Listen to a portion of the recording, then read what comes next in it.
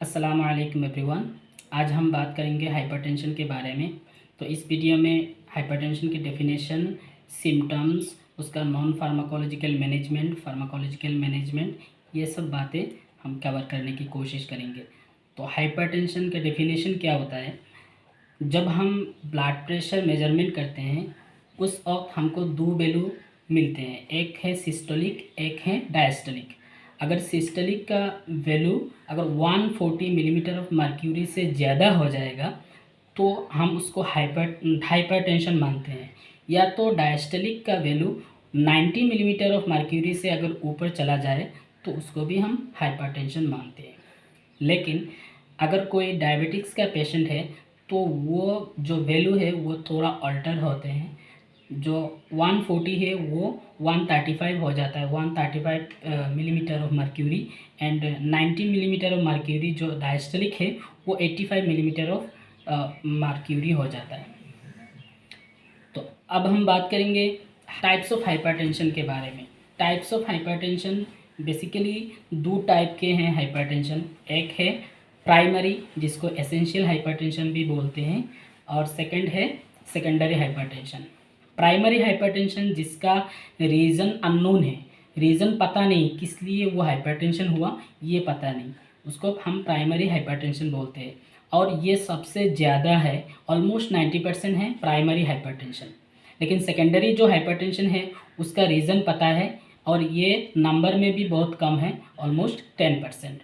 तो secondary hypertension का reason कैसे पता चलता है? जैसे कि कोई क्लिनिकल कंडीशन, मान लीजिए आपका हो गया किडनी का कोई डिजीज़ हो गया, या तो किसी और का कोई और फिज़िकल कंडीशन की वजह से अगर आपका हाइपरटेंशन हुआ तो उसको हम सेकेंडरी हाइपरटेंशन मानते हैं। अब हम बात करेंगे कॉजेज़ ऑफ हाइपरटेंशन।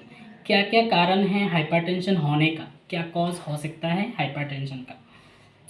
सबसे पहला जो है वो एज है। आपका एज अगर 40 से ज़्यादा हो जाए या तो 45 से ज़्यादा हो जाएगा जब, तब से आपका हाइपरटेंशन होने का चांसेस बढ़ जाता है।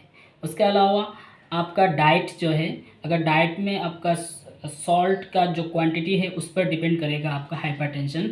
और जो फैटी फूड है, डाइट फैटी फूड जो है वो भी एक कारण है, रीज़न है हाइपरटेंशन होने का। लैक ऑफ एक्सरसाइज, आपका एक्सरसाइज अगर आप कम करते हो, मान लीजिए आप 9 to 4 जॉब करते हैं, उसके बाद आपके पास कोई टाइम नहीं, या तो आपका डेली लाइफ जो बहुत बिजी शेड्यूल है उसके कारण आप एक्सरसाइज में टाइम नहीं दे पाते, इस कारण से भी आपका हाइपरटेंशन होने का चांसेस है। ओबेसिटी होने से भी आपका हाइपरटेंशन होने का चांसेस है।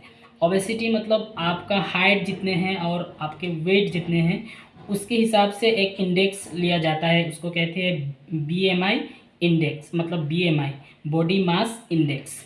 और बॉडी मास इंडेक्स में अगर वो इंडेक्स आपका 30 से ऊपर चला जाएगा तो उसको कहते हैं ओबेसिटी। तो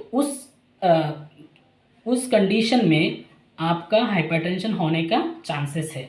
नॉर्मल रेंज आपका एडल्ट में 20 to 25 के बीच में होना चाहिए बीएमआई, जो बॉडी मास इंडेक्स है। इसके अलावा आप अगर बहुत ज़्यादा तंबाकू लेते हो या तो स्मोकिंग करते हो, इसके कारण से भी आपका हाइपरटेंशन होने का चांसेस है। स्ट्रेस एक रीज़न है बहुत ज़्यादा। अगर आप हमेशा स्ट्रेस में रहते हो, किसी चीज़ को लेकर बहुत परेशान रहते हो, उस कारण से भी आपका परमानेंटली हाइपरटेंशन होने का भी चांसेस हो जाता है।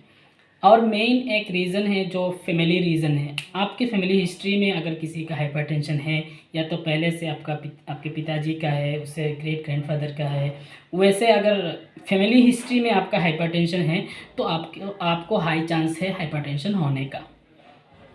और ये जो हाइपरटेंशन होगा फैमिली हिस्ट्री के रिलेटेड, वो बहुत ज़्यादा रेजिस्टेंस हाइपरटेंशन होता है, जो कि आपके मेडिसिन से आप उसको कंट्रोल में रखना बहुत मुश्किल हो जाता है। उस वक्त डॉक्टर क्या करते हैं, आपको कंबाइंड मेडिकेशन प्रेस्क्राइब करते हैं ताकि आपका हाइपरटेंशन कंट्रोल में आ जाए। सिम्टम्स में देखा जाए तो सिम्टम्स ऐसे इनिशियल स्टेज में इतना कोई सिम्टम्स नहीं दिखता, और इसलिए उसको साइलेंट किलर भी बोलते हैं, कि आपको पता भी नहीं चलेगा कि आपको हाइपरटेंशन हो गया, लेकिन आपका हाइपरटेंशन है। और उसके अलावा आपका हेडेक है, विजुअल पावर कम हो जाना, नोज़ से आपका ब्लीडिंग हो जाना, ये सब कारण आपका हाइपरटेंशन का कुछ साइंस एंड सिम्टम्स है। अब हम बात करते हैं कॉम्प्लिकेशन ऑफ हाइपरटेंशन के बारे में। यानी आपको अगर हाइपरटेंशन हो गया तो हाइपरटेंशन के कारण से आपका क्या प्रॉब्लम हो सकता है। उनमें सबसे पहला है आपका हार्ट अटैक।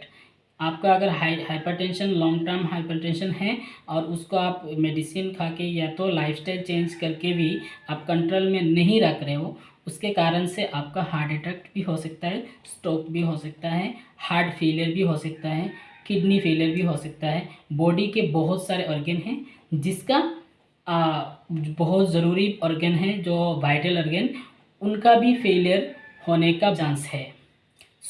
ये हाइपरटेंशन बहुत ज़्यादा डेंजरस है और उसको कंट्रोल में रखना बहुत ज़रूरी है। अब हम उसको कंट्रोल में कैसे रखें उसके बारे में बात करेंगे। नॉन फार्माकोलॉजिकल मैनेजमेंट में जो जो कॉज था वही चीज़ें हैं, आपको वही चीज़ें मत करना है। जैसे कि आपका डाइट मेंटेन करना, लाइफस्टाइल सबसे ज़्यादा इम्पोर्टेंट है। आपके लाइफस्टाइल को चेंज करना स्वस्थ और तंदुरुस्त रहने के लिए। लाइफस्टाइल में आपका जैसे कि खाना हो गया, खाने में आपका वेजिटेबल्स होना चाहिए, फ्रूट्स होना चाहिए। अल्टीमेटली आपका एक बैलेंस डाइट होना बहुत ज़रूरी है। उसके अलावा आपको वो फैटी फूड है वो कम से कम लेना चाहिए। सॉल्ट का क्वांटिटी हिसाब से लेना चाहिए, जैसे कि सॉल्ट का 6 ग्राम से नीचे होना चाहिए और सोडियम जो है 2.4 ग्राम या उससे नीचे होना चाहिए, ज़्यादा नहीं होना चाहिए पर डे। रेगुलर एक्सरसाइज आपको मेंटेन करना चाहिए हाइपरटेंशन से बचने के लिए। एटलीस्ट 3-4 टाइम्स पर वीक तो आपको एक्सरसाइज में लगाना चाहिए और एटलीस्ट 40 मिनट्स पर वीक हो जाना चाहिए इस तरह। और अगर रेगुलर मेंटेनेंस करेंगे तो अच्छा है। मिनिमम ये है आपको 40 मिनट्स पर वीक ये आपको लगाना ही बहुत ज़रूरी है। उसके अलावा आपका अगर ओबेसिटी है, बॉडी वेट बहुत ज़्यादा है, तो उसको कम करने के लिए काम करना भी चाहिए। तंबाकू जो है, तंबाकू अगर लेते हो तो उसको छोड़ देना चाहिए। स्मोकिंग जो है वो भी छोड़ देना चाहिए। कंजम्पशन ऑफ अल्कोहल जो है, अल्कोहल कंजम्पशन लिमिट में रखना चाहिए अगर आप कंजम्पशन करते हो तो, क्योंकि आपके लीवर जो है वो एक limited amount of alcohol consumption कर पाता है। उसके ऊपर अगर हो जाएगा तो अल्कोहलिक लीवर हो जाएगा। ये भी और एक ख़तरनाक डिजीज़ है। इसलिए कंजम्पशन ऑफ अल्कोहल बहुत स्ट्रांगली प्रोहिबिटेड है। और अगर लेते हो तो बहुत कम, मान लीजिए ये अमाउंट है 15 ग्राम के आसपास आप पर डे ले सकते हो। उससे ज़्यादा होगा तो आपको प्रॉब्लम हो जाएगा। तो ये था आपका non pharmacological management of hypertension. और फार्माकोलॉजिकल मैनेजमेंट ऑफ हाइपरटेंशन जो है वो सिर्फ स्टूडेंट्स के लिए हैं। उसमें हम बात करेंगे कि कौन सा क्लास का मेडिसिन हम यूज़ करते हैं और उनका मैकेनिज्म ऑफ एक्शन क्या होता है। तो ये हम नेक्स्ट वीडियो में बात करेंगे। अगर आप फेसबुक में देख रहे हैं तो पेज को लाइक कीजिएगा, ताकि जब जब मैं ऐसे इन्फॉर्मेटिव और हेल्थ रिलेटेड वीडियो अपलोड करूँ तो आप तक जल्द से जल्द पहुँच जाए।